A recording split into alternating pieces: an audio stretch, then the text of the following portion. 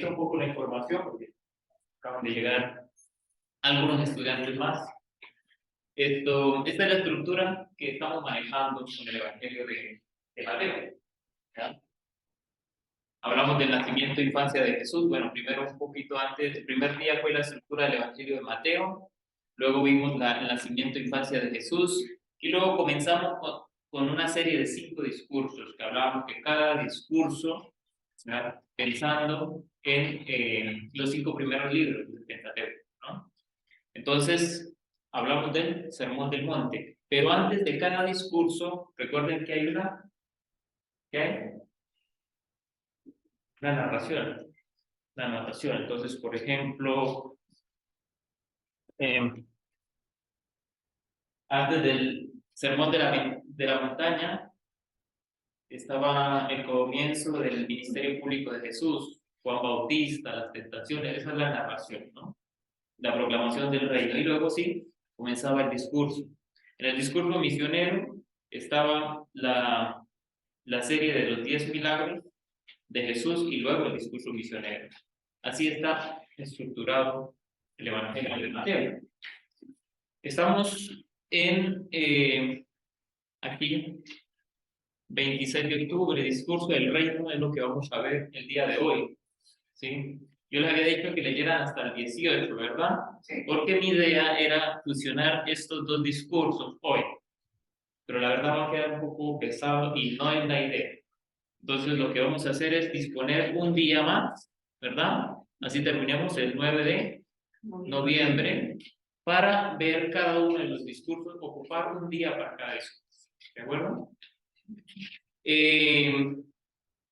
Los que no puedan, claro, lo pueden ver también por internet. Intentamos en todas las charlas grabar este material.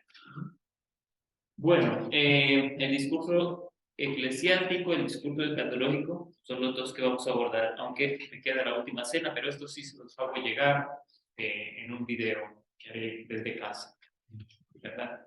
Y así damos por concluido el curso de Mateo. Luego les voy a tomar una foto al final, ¿no? Porque les voy a estar acomodando aquí, pasándome por los lados.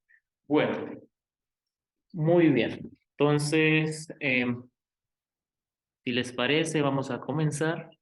Vamos a ponernos de pie y vamos a agradecer siempre al Espíritu Santo. Hoy precisamente el reino de Dios va a ser iluminado por el Espíritu Santo.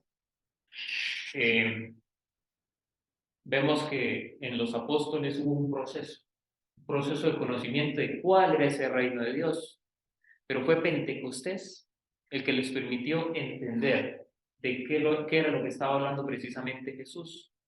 Por eso el Espíritu Santo tiene una enorme importancia en la iglesia, una enorme importancia, porque revela, nos hace conocer la palabra de Dios. Entonces vamos a agradecer con esta oración que se nos propone al Espíritu Santo.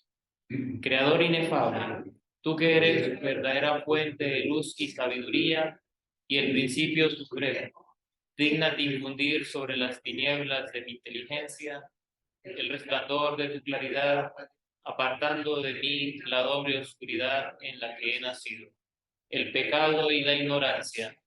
Tú que haces elocuente la lengua de los niños, educa también la mía e infunde en mis labios la gracia de tu bendición. Dame agudeza para entender, capacidad para asimilar, método y facilidad para aprender, ingenio para interpretar y gracia copiosa para hablar. Dame acierto al empezar, dirección al progresar y perfección al acabar. Tú que eres verdadero Dios, hombre, que vives y reinas por los siglos de los siglos. Amén. En nombre del Padre, del Hijo y del Espíritu Santo. Amén. Bueno, antes de dar inicio a esta charla sobre el reino, comenzamos recordando lo que vimos la semana anterior. Hemos abordado dos discursos, lo digamos aquí, el Sermón de la Montaña y el discurso misionero. El discurso o cada uno de estos discursos que pronuncia Jesús no deja a nadie indiferente, lo decíamos. O sea, nos mueve en el corazón ese deseo de seguirle, de anunciarle. Pero también está como ese contrasentido, porque vemos que algunos de ese pueblo lo que hacen es confrontarlo. Y también hablábamos de que para poder entender ese llamado que Dios nos hace, necesariamente teníamos que echar mano de la gracia de Dios.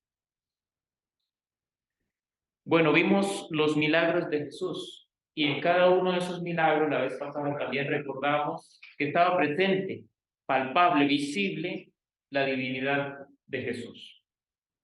Porque ¿qué nos demostraba? Que Jesús tenía poder, poder sobre las enfermedades. Veíamos que tenía poder sobre el mal, era capaz de destruir el mal. Veíamos también que tenía poder sobre la naturaleza. Era capaz de detener la tempestad, de calmar las aguas. Entonces, a grandes voces, ¿qué es lo que nos está diciendo Mateo? Nos está diciendo que es Dios, que es divinidad, ¿no? Porque el ser humano no puede, en su naturaleza humana, no puede desarrollar estos signos o estas grandes proezas que hace Dios.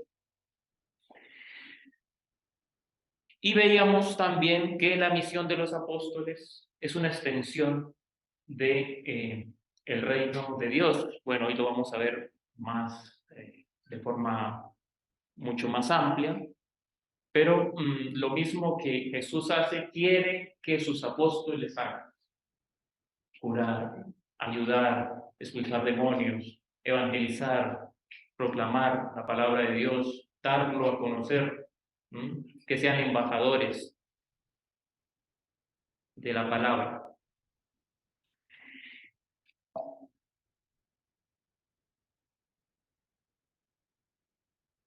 Con este preámbulo vamos a ver el reino de Dios. El reino de Dios aparece en el Evangelio de Mateo 49 veces que se va a mencionar. Se va a mencionar el reino de Dios. Pero ¿de dónde nos viene a nosotros ese reino de Dios? Primero, para entender el reino de Dios tenemos que entender otro reino. ¿Cuál? El reino de David, la monarquía de Israel. El libro de Jueces narra el periodo que va desde la muerte de José, recordamos también a Josué. Muere Moisés, ¿no? Moisés no alcanza a llegar a la tierra prometida, pero es Josué el que lleva el pueblo, el que atraviesa. Veíamos que atravesaba ¿qué río? Río Jordán, a la altura de Jericó. Y ahí proclamaba la conquista del pueblo de Dios. ¿Ya? Proclamaba la conquista de la tierra prometida, la tierra que Dios había prometido a Abraham y a los patriarcas. Pero cuando ellos llegaron, ¿de dónde llegaron ellos? Del desierto. ¿Cuántos años estuvieron por allá? 40 años. Pero antes, ¿cuántos años estuvieron? Más de 400 años en Egipto. Recuerden que la promesa comienza con Abraham. Abraham vivía en Ur y se traslada a Canaán. En Canaán es donde se va a llevar a cabo esa promesa. Entonces ahí aparecen los patriarcas, ¿no? Isaac, luego los hijos, Esaú, Jacob. Jacob tuvo 12 hijos, ¿recuerdan? En el Antiguo Testamento. Con estos dos hijos se conoce como los patriarcas de Israel.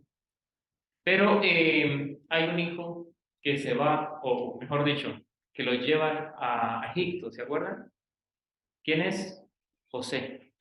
José, el que tenía los sueños, ¿no? Este José es vendido por sus hermanos y llevado a Egipto. Luego José tiene una enorme intervención de Dios y se hace como el segundo al mando, como el jefe de ese pueblo de los egipcios, a tal punto de que, bueno, vemos todo ahí un proceso de perdón que hay con sus hermanos y el pueblo de ese pueblo o esa tribu llega a vivir a Egipto. Después de ahí, ¿qué ocurre? Que pasan 400 años, pero los faraones desconocen de la vida de José. Entonces, ese pueblo que está ahí empieza a ser tratado como esclavo. Ya sabemos que los egipcios les encantaban las grandes construcciones, entonces necesitaban echar mano de obra y el pueblo de Israel se ve sometido a la esclavitud. Entonces, luego ya, ¿qué ocurre? Eh, Aparece una figura importante, Moisés. ¿Mm? Y se acuerdan cuando veíamos la infancia de Jesús, que era muy parecida a la infancia de José, un niño perseguido, es igual, ¿no? Moisés eh, es salvado de las aguas, ¿no? Porque lo colocan en una canastita, pues ustedes han visto la película, ¿no? Para no hacerlo tan largo. Y luego una princesa toma al niño, ¿no? Él se hace importante dentro del pueblo de los egipcios, pero luego ocurre que en un altercado entre dos israelitas, él se mete, perdón, en un altercado entre un capataz y un israelita, él se mete y asesina al capataz. Luego, cuando ve que hay una pelea entre dos paisanos israelitas, él se mete y se siente descubierto. O sea, lo han visto. Y él huye al desierto. Después de muchos años después, tiene esa visión en la montaña, ¿no? El monte Oreb, que ve esa zarza ardiendo. ¿Mm? Y entonces Dios lo envía a una misión. ¿Qué misión? Sacar al pueblo de la esclavitud y llevarlo, retornarlo a esa tierra que Dios les había prometido. Entonces, luego el pueblo recibe la ley por Moisés en el desierto y Moisés no alcanza a ver la tierra prometida, pero toma el mando Josué como ese líder militar que conduce el pueblo hacia la tierra prometida. Aparecen luego un grupo de personajes bastante carismáticos en Israel, conocidos como los jueces. ¿Y qué son los jueces? Los jueces eran personas ayudados por Dios que se presentaban como líderes militares para esa conquista de la tierra prometida, o sea, inspiraban al pueblo. Eran como los héroes nacionales que ayudaban al pueblo a poder vencer a sus enemigos, combatir y acercarse cada vez más a ese lugar. O sea, se dio nuevamente la conquista de la tierra prometida en medio de grandes batallas. Vamos a ver cuando si tenemos la posibilidad de ver el Antiguo Testamento, cada una de esas batallas que se dieron donde el pueblo de Israel intentaba, ¿no? Llegar a esa tierra. ¿Eso qué nos quiere decir? Que habitaba todavía de forma seminómada.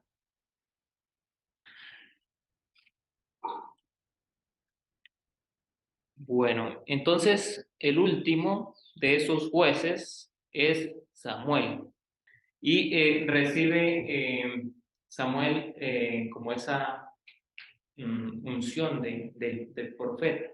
Es uno de los grandes profetas también del Antiguo Testamento. Bueno, Josué tuvo hijos pero a sus hijos, aquí no siempre se repite en la Biblia, yo creo que tampoco en la vida, esto que dicen en mi país, no sé si aquí se dice, de que hijo de tigre sale pintado, o sea, sale el mismo, ¿eh? Y Samuel, los hijos no tienen la misma visión que tenía Samuel. Entonces el pueblo, vemos en esa imagen, ¿no? El pueblo se acerca a Samuel y le dice, mira, tus hijos son un desastre, ¿no? Entonces lo que nosotros queremos es un rey. Queremos un rey, como los demás pueblos tienen un rey. No puede ser que todos los pueblos tengan y nosotros no tengamos un rey. El rey que nos defiende en batalla, el rey que nos ayude cuando el pueblo necesite, el rey que nos haga justicia, que eso es muy importante, oído a la palabra justicia. Pero bueno, vamos a ver, ya que tenemos la Biblia, no la vamos a traer solamente para eh, cargarla, sino que vamos a buscar esta cita de Primera de Samuel 8, 1, 20. Primer libro de Samuel.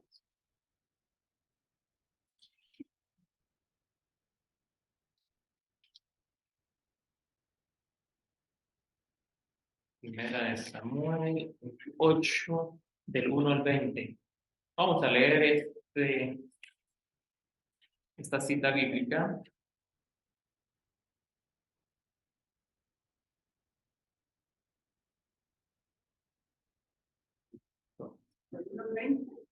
Sí, sí, por favor. Cuando Samuel llegó a viejo, nombró a sus hijos jueces de Israel. El hijo mayor se llamaba Joel y el segundo Abías. Ejercían el cargo en Berseba, pero no se comportaban como su padre, atentos solo al provecho propio, aceptaban sobornos y permitieron la justicia.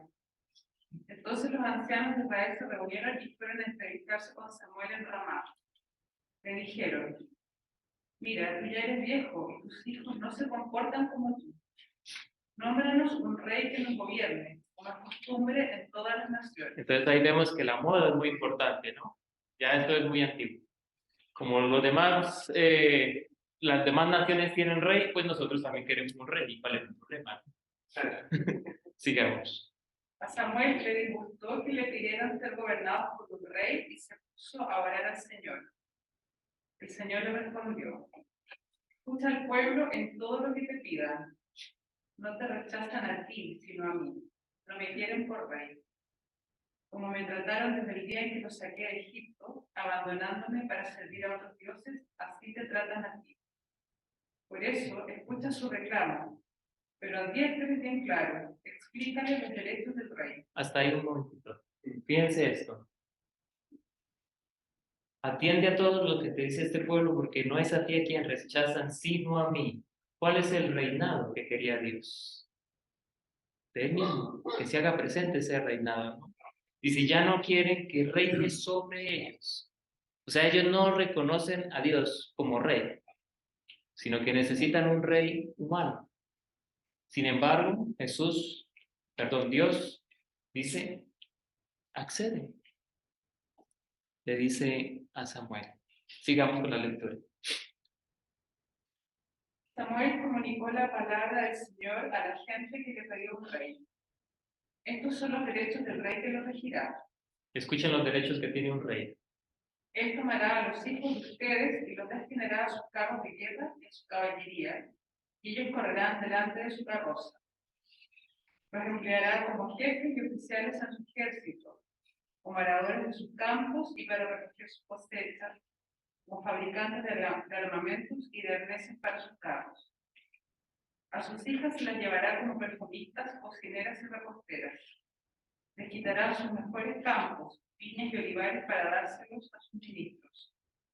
Exigirá el diezmo de los sembrados de las viñas para dárselos a sus funcionarios y ministros. A sus criados y criadas, sus mejores burros y bueyes se los llevará para usarlos en sus tiendas. De sus rebaños les exigirá diezmos, y ustedes mismos serán sus esclavos. Entonces gritará contra el rey que se han elegido, pero Dios no les responderá. El pueblo no quiso hacer caso a Samuel e insistió. No importa, queremos un rey. Pero si les estoy diciendo que el rey les va a sacar impuestos, ¿no? Va a tomar a sus hijos, prácticamente los va a poner al servicio de la nación. Y el pueblo, o sea, esto de tomar malas decisiones en las personas que escogemos, yo creo que eso es de toda la vida, ¿no? Sin embargo, queremos un presidente, queremos un rey, y este es el que vamos a nombrar y se acabó el asunto, ¿no? Bueno, lo que sigue después es que Samuel escoge a un muchacho llamado, Samuel escoge a un muchacho llamado Saúl. Es el primer rey de Israel. Sin embargo, Saúl, se dejó llevar por la soberbia. Gobernó mal, la envidia lo empezó también a carcomer. Cuando se acerca ese protagonista, que vamos a ver después, a David, ¿no? La envidia, el odio, el rencor, el deseo de venganza, en fin. La expresión reino de Dios la reciben de forma natural. Hoy, por ejemplo, cuando hablamos del reino de Dios, inmediatamente nosotros lo asociamos a religión, lo asociamos a cristianismo, ¿sí? Pero cuando ellos escuchaban la palabra reino de Dios, no era tanto de Dios, sino era más el reino de David que ellos habían conocido. Esas grandes historias que hablaban de el rey David y de Salomón también, porque fue muy conocido tanto David como su hijo Salomón. David reemplaza a Saúl e inaugura una nueva monarquía en Israel y vamos a ver por qué. ¿Qué importancia tiene el reino de David? ¿Y por qué cuando querían pedirle un favor a Jesús le decían hijo de David? Como un halago. Bueno, ya dijimos que la tierra estaba ocupada y ellos tienen que luchar por esa tierra, sobre todo con un grupo grande que aparece ahí, que son los filisteos. Es como el nombre genérico de esas tribus que aparecen en esa tierra de Canaán. Y con David es un gran guerrero. Lo vemos cuando acaba con Goliat, ese grandototote que se le aparece, y él con una onda le lanza una piedra y lo destruye, lo acaba. Entonces se hace famoso como un rey militar y avanza en la conquista y tiene enormes resultados, tanto así que le da al pueblo una sostenibilidad, una tierra, porque David conquista la ciudad de Jerusalén. Entonces, ya con la ciudad de Jerusalén, ya el pueblo deja de ser nómada. Entonces, brinda seguridad.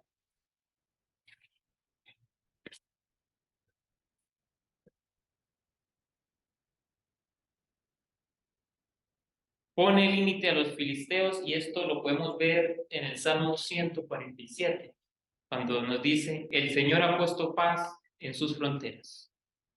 Hay un tiempo de paz. Ya una vez ellos se hacen a esta tierra, entonces lo que se dedican es a cultivarla y a crear pues todo un andamiaje económico, convenios, rutas de comercio, y el pueblo empieza a prosperar. Entonces lo primero que brinda es seguridad. Segundo, unidad. Unifica el culto con la conquista de Jerusalén. ¿Por qué? Porque al vivir rodeado de tantos pueblos, era muy fácil la idolatría, es decir, acudir a otros dioses. Entonces, al tener ya una sede, un lugar donde está la presencia de Jesús, de Dios, la ciudad santa, ellos se unían ya como nación en torno al Dios de las promesas, al Dios de Abraham, al Dios de sus padres.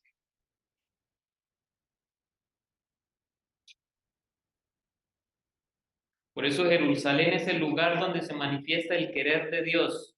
Y también, oído esto, se administra allí la justicia.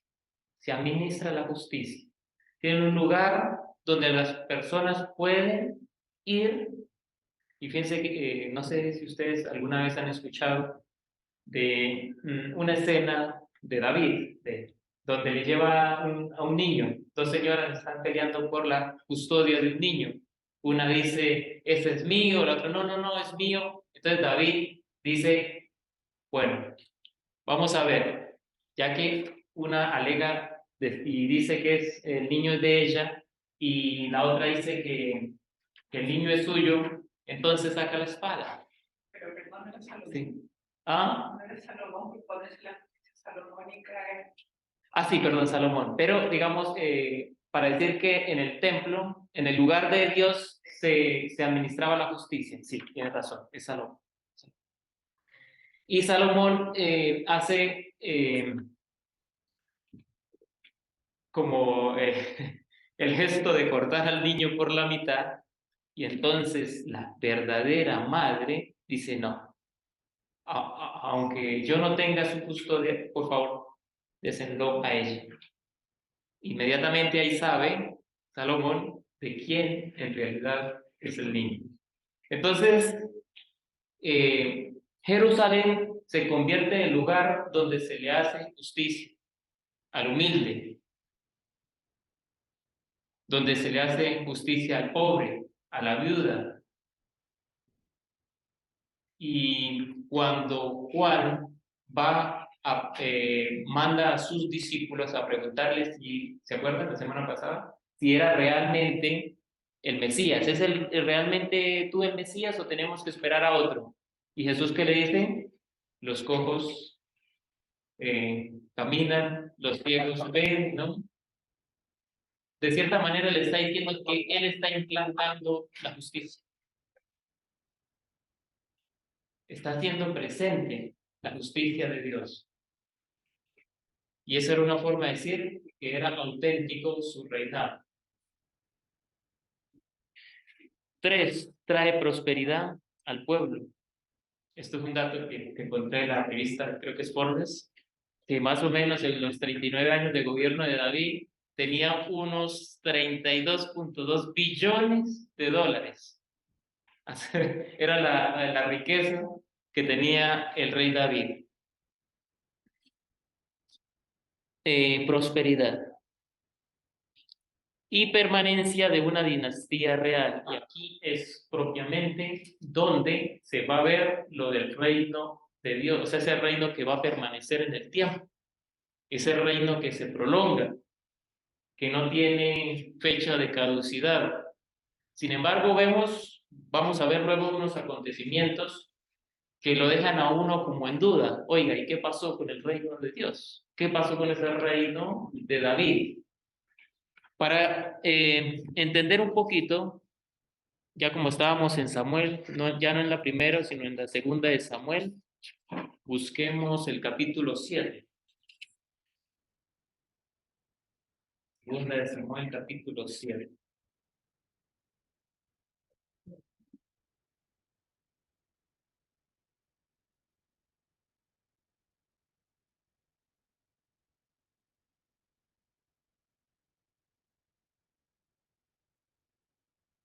Mientras buscan, voy leyendo. Dice, segunda de Samuel 7, el rey se había trasladado a su casa y había limpiado de enemigos todos los alrededores. Entonces dijo al profeta Natán, yo vivo en una casa de cedro. Eso lo dice David.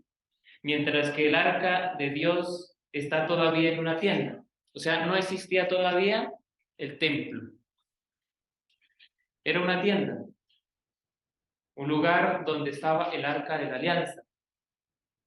¿Qué había en el arca de la alianza? ¿Se acuerdan? Era una figura de la Eucaristía. de lo que nosotros tenemos, ¿no? En ese sagrario. En el Arca de la Alianza habían 3 elementos. El bastón, con el que se dividió el Mar Rojo. Segundo elemento, el maná. El maná que Dios dio al pueblo de Israel. Por eso el maná, si un día cuando veamos la Eucaristía, ¿no? Es como una prefiguración de lo que es la Eucaristía, ese alimento que viene de Dios, alimento del cielo, de forma inexplicable, resultado de ese maná, ese pan en el desierto, y ellos cada mañana salían a recogerlo. Era el alimento con el cual sobrevivió el pueblo en el desierto. ¿Y qué más había? Las tablas de la ley de Moisés. Era un lugar sagrado, solamente podía entrar allí el sacerdote o los sacerdotes y hacían los sacrificios por, por el pueblo. Bueno, entonces, sigamos. Entonces él dice que vive en una casa de cedro. Dice, pero esa noche le fue dirigida a Natán la palabra de Yahvé. Le dirás a mi siervo David, esto dice Yahvé. Fíjense lo que le dice Dios, que esto es pura ironía, ¿no? Le dice, ajá, así, ajá es mío, ¿no? Le dice, así que tú me vas a construir una casa para que habite en ella. O sea, como diciendo David, aquí el que manda soy yo soy el dueño del dinero, y entonces le voy a hacer una casa a Dios, ¿no? Y bueno, le dice al profeta Natán que lo consulte con Dios, y Dios le responde por medio del profeta, bueno, tú dices que me vas a hacer una casa. Desde el día, y le dice Dios, sigue diciendo, desde el día en que saqué a los israelitas de Egipto hasta el día de hoy, no he tenido casa donde morar. Es decir, no se puede atrapar a Dios en un solo lugar, ¿no? Dios, por eso decimos que está en todos lados, ¿no? O sea, Dios omnipresente, omnipotente. Dice, sino que estaba con ellos y tenía como morada una sola tienda. Todo el tiempo que he caminado en medio de los israelitas, jamás he dicho a alguno de los jueces de Israel, a los que había puesto como pastores de mi pueblo de Israel, ¿por qué no me construyen una casa de cedro? O sea, porque la iniciativa era más de David. ¿No? Le transmitirás pues a mi servidor David estas palabras, le dice al profeta. Te fui a buscar al potrero donde andabas detrás de las ovejas. Acuérdate que te saqué del campo, ¿no?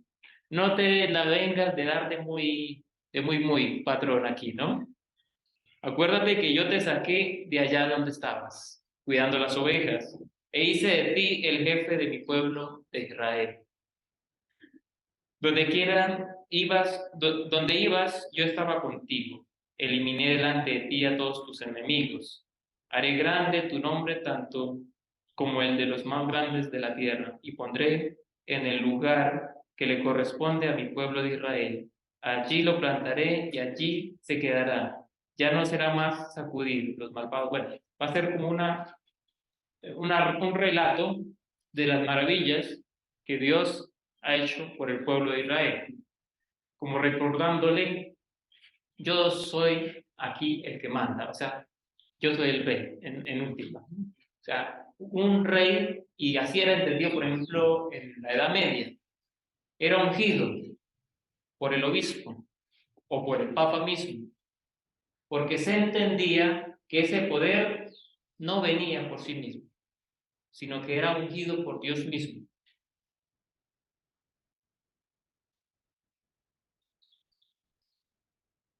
Y en el 12 nos dice, en el 2 de Samuel 7:12, cuando tus días hayan concluido y te acuestes con tus padres, o sea, cuando hayas muerto, Levantaré después de ti a tu descendiente, al que brota de tus entrañas, y afirmaré su realeza. Él me construirá una casa. ¿A quién se está? Salomón. Salomón. Se está refiriendo ahí a Salomón. En realidad Salomón sí, efectivamente, fue el que construyó el templo de Israel. Pero dice aparte, hay una coma. Dice, afirmaré tu trono real para siempre. Y esto es muy importante. El trono es para siempre. Significa que aquí ya dice que hay una línea de sucesión de esa realeza, de ese reino. Y ese reino no tendrá fin, para siempre. Y entonces aquí uno empieza a sospechar más o menos lo que nos está diciendo Dios, ¿no? Porque si ponemos a un rey, el rey muere, tarde que temprano. Pero el reino tiene que seguir, tiene que ser eterno. Entonces, muchos teólogos van a conducirnos al reinado de Jesucristo, que es un reinado eterno, es un reinado que no cesa y que sigue permanente en el corazón de los seres humanos. Se reinará. Dios quiere reinar en nuestro corazón.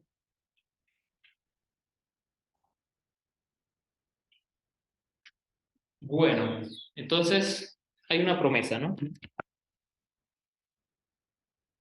¿Y el reino de Dios dónde quedó después de Babilonia? Vimos Babilonia, vimos esa escena triste, dolorosa para Israel, porque después de David le siguió en el reinado Salomón, ¿no? Pero después de Salomón aparece un hijo de Salomón llamado Roboam. Y Roboam es de esos típicos niños mimados que siempre han tenido todo lo que han querido y que no tienen ni idea del esfuerzo que es levantar una empresa o un imperio en este caso, como lo hicieron Salomón y el rey David. Así que en el norte existen 10 tribus.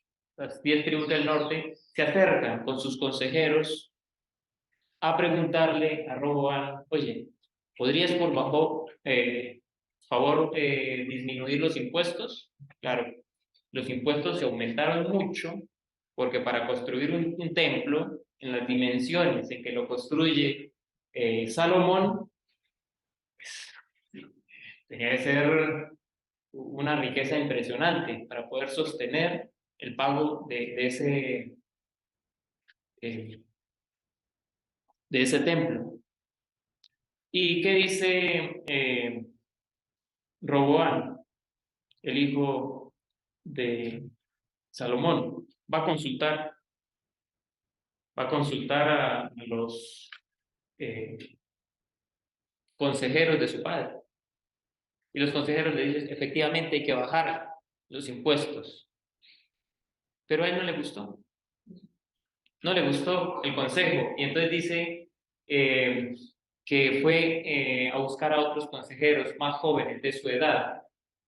Y los jóvenes entre ellos dijeron, no, aquí hay que hacer una demostración de fuerza y decirle a las tribus del norte quién es el que manda aquí, ¿no?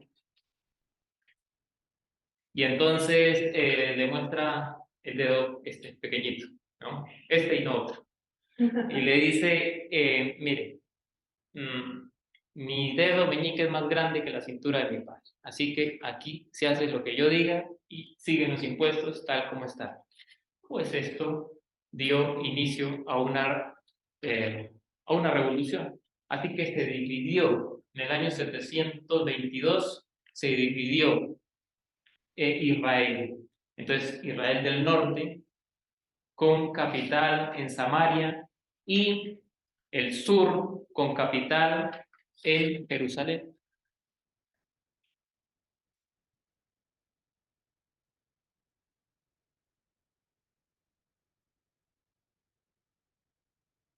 Bueno, luego, en el siglo VI, o sea, en el año 597, aparecen los babilonios como una gran potencia militar. Y entonces hay una primera invasión de los babilonios, se hacen con Israel, con Jerusalén, y nombran a un rey llamado Sedequías, lo que se llamaba antiguamente como rey vasallo, ¿no? Que era el rey del pueblo, pero tenía que tributar al estado dominante, en ese caso a Babilonia. Pero Sedequías era el sobrino del verdadero rey, el rey Joaquín. Joaquín es llevado a Babilonia. No sabemos qué pasó con Joaquín. Bueno, luego este Sedequías se rebela contra los babilonios. Joaquín, aparece ahí un profeta muy interesante que es Jeremías, que le dice, por favor, no luche, porque no vas a poder con el imperio aplastante de Babilonia. Y entonces ahí es cuando entra a Babilonia 10 años después con toda su fuerza y arrastra y quema todo, destruye todo. ¿Qué hace con este Ezequías? Lo deja ciego y mata a sus familiares delante de él. Entonces solamente nos queda una cosa, pensar, ¿dónde está Joaquín? ¿Cierto? ¿Dónde está Joaquín? Que es el que mantiene la línea real. Y entonces Joaquín nos lo va a mostrar como una línea alternativa cuando vimos la genealogía. Mateo nos va a hacer esa línea y nos va a decir que esas promesas del reinado de David descansan en ¿quién? José. José aparece en esa línea. José, o sea que para los que aman la espiritualidad de San José es un rey carpintero. Nos lo muestra así Mateo, ¿no? Al menos, como un rey carpintero. Bueno,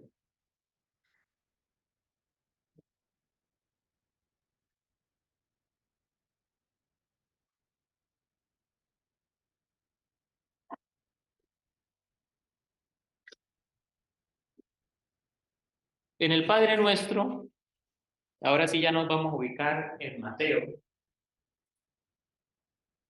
En Mateo. En el capítulo. Eso es. El Padre Nuestro aparece en el Mateo capítulo 6, versículo 9. Es interesante la versión del Padre Nuestro de Mateo, porque en Marcos 11:25, a ver si es Marcos 11:25,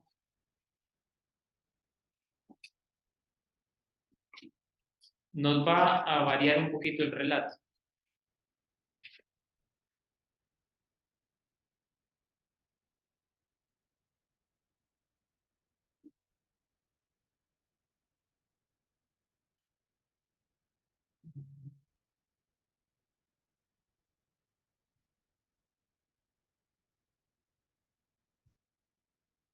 No, no es Marcos, está la otra cita, el Padre Nuestro, entonces es Lucas. Lucas 11:1.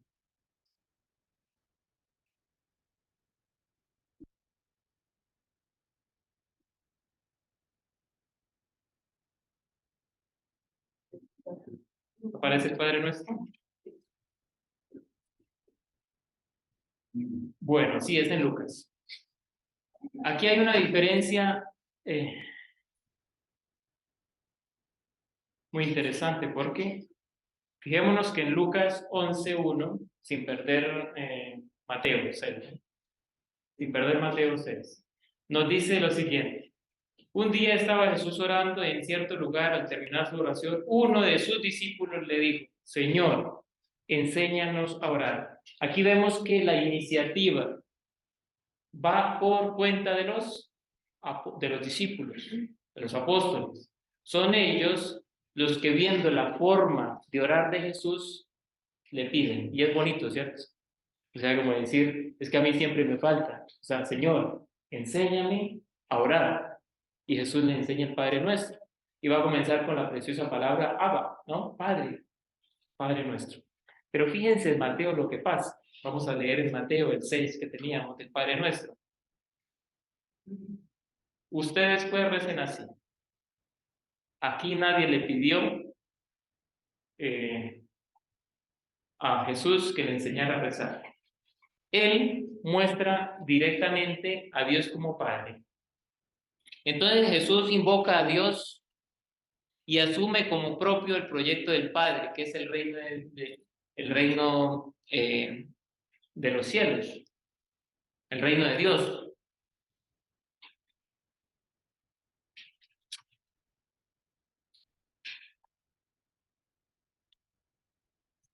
Recordamos lo que decía el libro de Samuel, ¿no?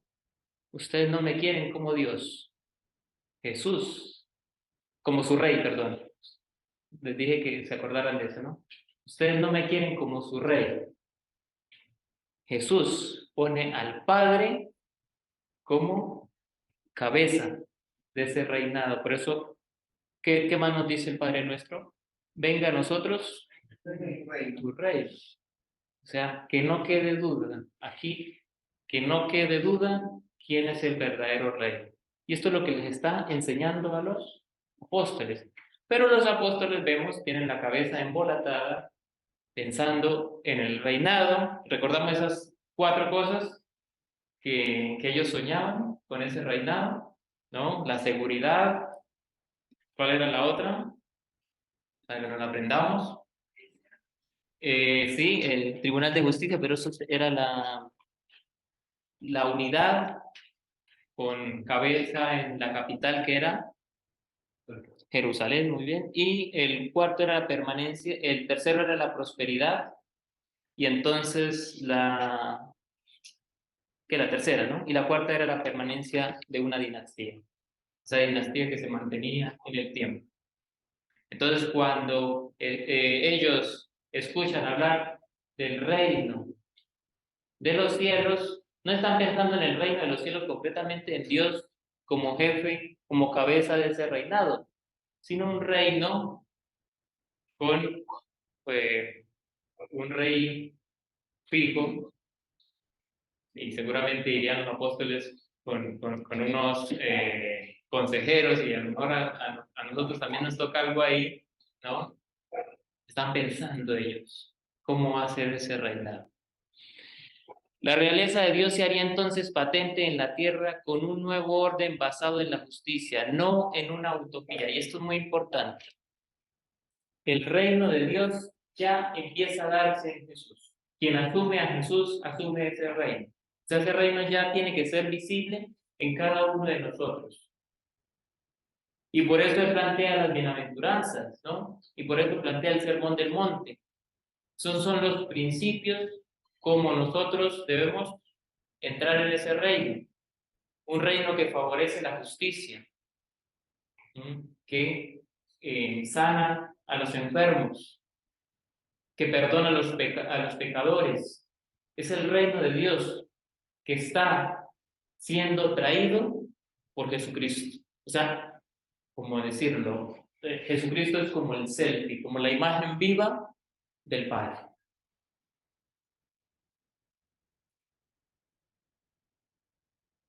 Y hay otro aspecto de ese reino. Los autores del Nuevo Testamento ponen de relieve la doble dimensión del reino presente y escatológico. O sea, es verdad que hay un reino aquí que inaugura Jesús, es un reino donde cabemos todos, que hay que hacerlo presente con nuestras acciones, con nuestra justicia, con nuestro amor, con nuestra caridad. Y entonces cuando tomamos el Evangelio es un retrato de ese reino. Y en la medida en que nosotros vivamos ese amor y esa caridad y todas esas propuestas del Evangelio, estamos gritando, clamando que Dios es nuestro rey, que Dios es nuestro rey. Y también hay un reino escatológico, un reino que traspasa esta dimensión física, porque es claro que todo lo que sea, que esté aquí en este plano, es temporal. O sea, habrá un reino que será ya en esa visión beatífica, ya cuando estemos en la presencia de Dios. Y por eso también se va a hablar la otra semana, cuando hablemos de en 2 semanas, cuando hablemos de la escatología, que es el final, el fin de los últimos tiempos, significa escatología, nos va a hablar de ese reino con esa dimensión trascendental. Pero el reino ya está aquí. Y eso era lo que no entendían todavía los discípulos. Y entonces, esto lo leímos, ¿cierto? Las parábolas sobre el reino de Dios. La parábola era una forma pedagógica de Jesús. Recuerden que Jesús se revela a un pueblo sencillo, a un pueblo que tenía, bueno, muy pocos conocimientos, no era como el pueblo griego, que ya tenía como una base fundamental en la filosofía, aunque nosotros hemos tomado de ahí, de esa base, para explicar grandes realidades cristianas, pero el pueblo es un pueblo agrícola, por tanto Jesús utiliza estas figuras muy, muy agrícolas para dar a conocer las dimensiones de ese reino. Y entonces nos aparece la parábola del sembrador, la leyeron, ¿verdad? Entonces, ¿qué es el sembrador? Esa siembra al voleo. ¿Sí? La palabra de Dios. Pero la semilla es igual para todos. ¿Dónde está la diferencia en la tierra? O sea, como yo la hago en mi corazón. O sea que depende de mí que ese reino, que esa palabra de Dios fructifique siempre y cuando yo prepare el terreno, prepare el surco, libere las piedras, quite los espinos, me aleje de los peligros de la carretera que hablaba ahí. ¿Sí? En ese sentido, Dios puede cultivar grandes virtudes, grandes dones en nosotros y nosotros se lo permitimos. La cizaña es la imagen de la iglesia. Una iglesia que crece la cizaña con el trigo, buenos y malos, justos y pecadores, santos y no tan santos, pero es esa imagen viva de la iglesia. No estamos aquí porque, bueno, todos me caigan bien, no, sino porque todos son hijos de Dios y por tanto cada uno de nosotros somos ese engranaje que Dios necesita para poder mm, plantar ese reino de Dios. O sea, en comunidad crecemos mucho más que si lo hacemos nosotros independientemente, intimistamente. ¿No? No somos una religión intimista, de que cada uno se va, se pierde por allá y vive su propia espiritualidad, sino que caminamos juntos. Y es lo que hace Jesús. Que Jesús pudo haber redimido sin haber necesitado a otros dándole dolores de cabeza. ¿Y qué dolores de cabeza le daban por ahí los apóstoles? ¿No? Veíamos. No. Él llama porque él entiende, o nos hace entender, mejor dicho, de que la iglesia crece en el sentido de que todos empujamos, de que todos colaboramos, ayudamos, hacemos partícipe a Dios con nuestra vida, con nuestras enseñanzas. El grano de mostaza, ¿qué intentaba decir un grano de mostaza? Que es pequeño, o sea, que puede ser algo pequeño, Pero si yo lo pongo al servicio de los demás, puede ser nuestra fe, ¿no? O un don que Dios nos haya regalado, que a lo mejor se nos da muy bien el servicio a los demás. Y aunque sea pequeño ese don que nosotros tengamos, si lo ponemos a disposición de otros, crecerá un gran árbol y dice que da cobijo a las aves del cielo. O sea, nosotros estamos llamados a crecer, no sentirnos pequeños nunca, porque la semilla tiene toda una potencia ahí, que es capaz de crear grandes árboles. Eso es lo que nos va a decir, ¿no? El ser humano, aunque parezca pequeño, tiene una capacidad de crecimiento espiritual impresionante, porque es Dios el que riega esa planta, o sea, Dios nos riega con su gracia todos los días. El tesoro escondido. Hay que hacer opciones, ¿no? Hay que buscar qué es lo que más nos conviene, qué es lo más importante para nosotros, dónde está esa verdadera riqueza, si en las cosas del mundo o en Dios. Y entonces nos habla de que cuando se encuentra a Dios, que es nuestra mayor riqueza, todo lo demás carece ya de sentido, carece ya de sentido. O sea, cuando ponemos el corazón en Dios, ya no miramos hacia atrás, sino que tenemos una esperanza en el corazón que nos permite ver las cosas de una manera diferente. Ya usamos los lentes de Dios, y podemos juzgar con los ojos de Dios las cosas que nos pasan, los problemas, las situaciones que vivimos. Esa es la riqueza que Dios nos da. La perla preciosa, que es igual al tesoro escondido, ¿no? Y la red que se echa al mar.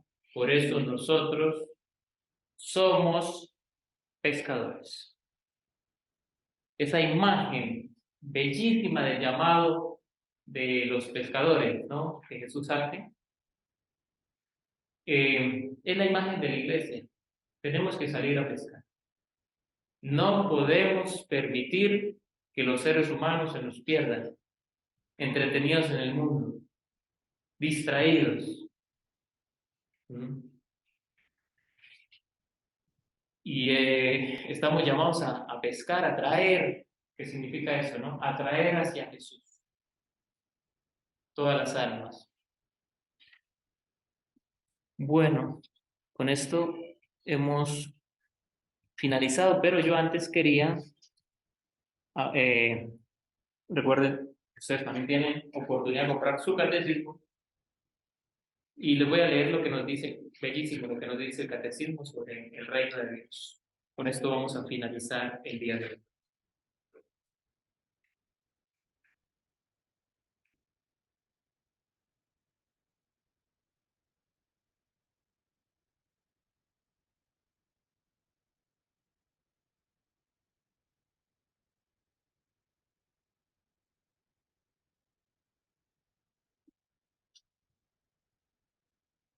Dice lo siguiente en el numeral 2819 del Catecismo de la Iglesia Católica. El reino de Dios es justicia y paz y gozo en el Espíritu Santo. Los últimos tiempos en los que estamos son los de la efusión del Espíritu Santo. Claro, se nos ha revelado la Trinidad, ¿no? Un Padre que se reveló al pueblo de Israel, un Hijo que se encarnó y dio la vida por nosotros, y un Espíritu Santo que santifica a la iglesia. Estamos en el momento del Espíritu Santo, en la revelación del Espíritu Santo. Dice, los últimos tiempos en los que estamos son los de la efusión del Espíritu Santo. Desde entonces está entablado un combate decisivo entre la carne y el Espíritu. Dice, solo un corazón puede decir con seguridad, venga a nosotros tu reino. Es necesario haber estado en la escuela de Pablo para decir, ¿qué nos dice Pablo? Que el pecado no reine ya en nuestro cuerpo mortal. El que se conserva puro en sus acciones, sus pensamientos y sus palabras, puede decir a Dios, venga tu reino. Precioso, ¿no? Pero a la vez también muy retador, porque vivir de esta manera que se nos propone, pues nos cuesta lágrimas del alma, ¿no? Pero, como hemos dicho y hemos repetido infinitamente, cuando somos humildes y nosotros no nos creemos que ya estamos en llegada, sino más bien en inicio y pedimos la gracia de Dios, podemos lograrlo. Dice en el 28:20, discerniendo según el Espíritu, los cristianos deben distinguir entre el crecimiento del reino de Dios y el progreso de la cultura y la promoción de la sociedad en las que están implicados. Esta distinción no es una separación. La vocación del hombre a la vida eterna no suprime, sino que refuerza su deber de poner en práctica las energías y los medios recibidos del Creador para servir en este mundo a la justicia y a la paz. O sea, todos tenemos por el Espíritu que Dios nos ha dado, que ha infundido en cada uno de nosotros, tenemos la capacidad de encontrarnos con ese reino, de hacerlo visible. Bueno, entonces, sí, para la siguiente, ya habían leído hasta el 18, ¿cierto? Entonces nos vamos a quedar ahí en el 18 porque el siguiente discurso que vamos a abordar es el discurso de la iglesia, discurso eclesiástico. Entonces nos va a hablar el Señor de un nuevo Israel, de un nuevo pueblo, de un pueblo ya no por la sangre, sino por la gracia. Y ahí cabemos todos nosotros, todos. Pongámonos de pie y finalicemos.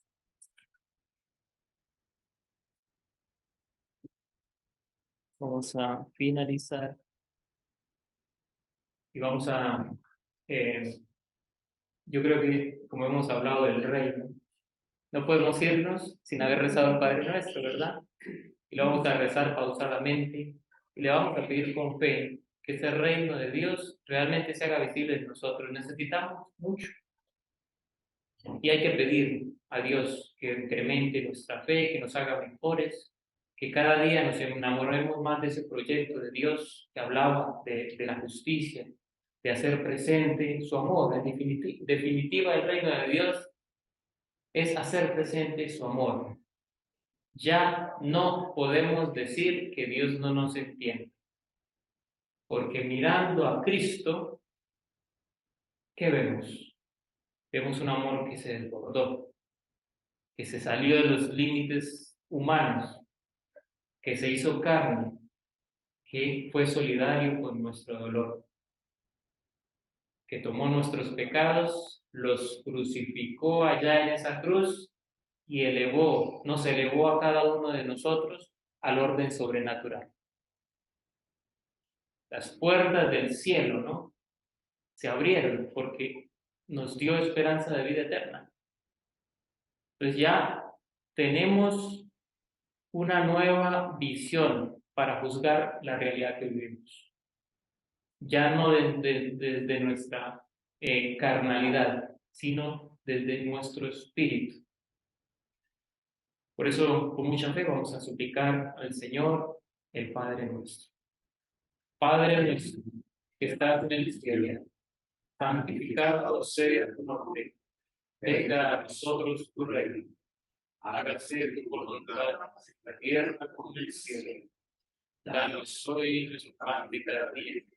Perdona nuestras ofensas, como también nosotros perdonamos a los que nos ofenden.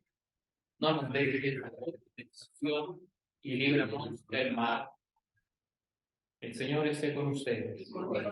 La bendición de Dios Todopoderoso, Padre, Hijo y Espíritu Santo, descienda sobre cada uno de ustedes y los acompañe siempre. Amén. Buenos sueños, bonitos sueños. Que acompañe Dios.